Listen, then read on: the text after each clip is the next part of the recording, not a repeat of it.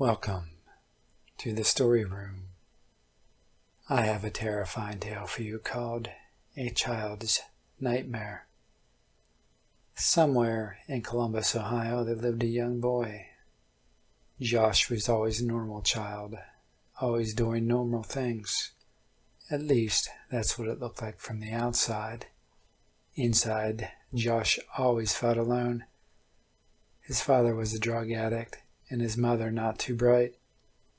Keeping to himself in his room and playing with the many toys they bought to occupy him with, it always felt so empty. That's when Josh had wished for a friend. When Josh was 6, he spent most of the time in the bathroom playing with the water, or in his room playing with his toys. One day, a large mirror on the inside of the bathroom door caught his attention. It was himself. He knew that. He always knew that. But there was something about him that was different. His appearance didn't move and smile like he did. The mirror was a long mirror, about half the size of the door, and could easily show his full stature. It was the middle of the afternoon. His mother was sleeping, and his father was at work when the young boy he was looking at spoke to him. "Want to play?" Josh didn't know what to make of it. He didn't feel scared, but it all felt so real. The reality overtook him as the boy seemed to move from the mirror in front of him. Josh smiled like usual and nodded his head. The boy led himself to Josh's room, where the ground was cluttered with Josh's toys. This allowed the two to laugh and play together with ease. Over the next few months, Josh's parents always noticed the loud noises coming from Josh and his room. Always talking to himself. Toys moving around as he played. His parents always asked who he was talking to or who he was playing with several times, assuming he had an imaginary friend. But Josh always answered with absolute certainty, Jacob.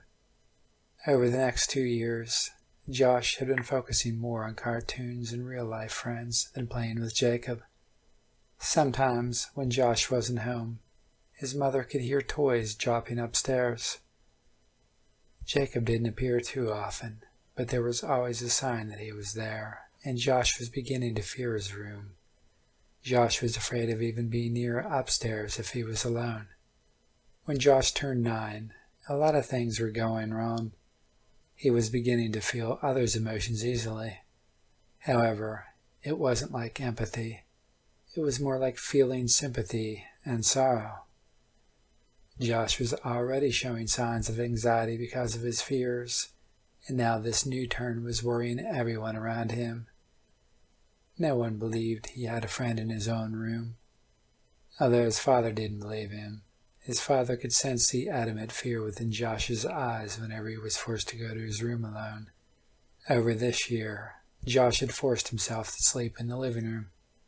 In the fall, Josh entered the 4th grade and was beginning to forget all about his young friend. That was when the nightmares began. They were nothing serious at first.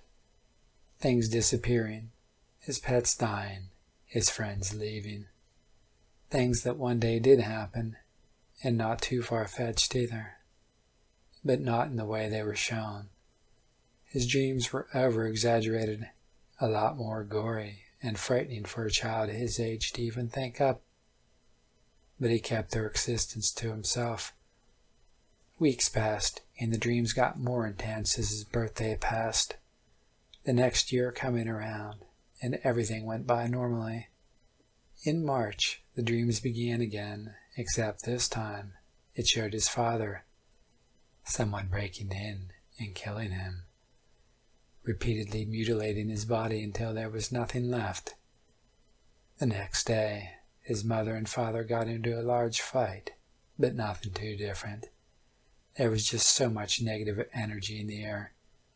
It was as if anger and rage itself was filling the house, but still, Josh was scared of his dream, and begged his mother to stay home, though she ignored his pleas. Earlier that day, Josh's uncle had dropped off the computer for his father to fix up. It was so that Josh could have it for school and socializing. Josh's father had stayed up late to finish it after Josh had fallen asleep on the living room floor. A small mattress from a pull-out couch was laid across the floor so he could rest peacefully. The next morning, Josh woke up. His morning cartoons were over, and he was almost late for school. The first thing he did was try to wake his father up, screaming at him for making him miss his cartoons. Josh's father didn't wake. No matter how many times his small hands pushed his dad's body, rocking it back and forth, he didn't move, screaming, "Daddy," over and over before noticing a pale, gray bubble formed around his lips. Out of instinct, Josh ran into the kitchen and grabbed the knife, protruding the bubble and breaking it open. The foam moved, but his father still wasn't breathing. His mother worked night shift and would be home within an hour, and his mind couldn't even think about the police. His mom was the only thing running through his mind as he ran up the steps, his fear disappearing as he rummaged through his room for the phone book to call the number his mom had left. Returning downstairs, Josh called the number, but she was already on her way home. Still in his pajamas, Josh walked outside and sat on the front steps. He couldn't cry anymore. He just couldn't. He couldn't tell how long it took his mother to come home, but the moment she drove into the driveway, she could tell something was wrong. Asking Josh what was wrong, he replied in a single monotone voice over and over, "Dad, dead. Dad, dead. Dad, dead." Running inside, she found his father's corpse on the floor. Josh walked in slowly, keeping still, watching as she fumbled for the phone to call the police, crying for him to come back, crying for him to be okay. Josh just stood there, his eyes watching the scene. It wasn't too long for the police and medics to arrive. They said that his father had not died in his sleep, but in fact fell, having a heart attack and a stroke at the same time, as if something scared him. While the medics were there, Josh sat on the top step of the stairs looking down. He swore he could hear Jacob's laughter, however drowned out by the people.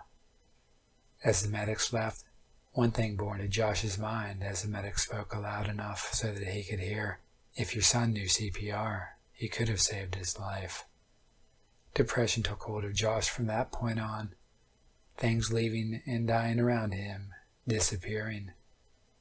None of it could even be explained, and anyone that dated him stated that something told them to leave. Josh was forever cursed and haunted by that little boy from the mirror. The little boy now trapped within himself, forever watching his very step. If you're ever lonely, never try to play with yourself.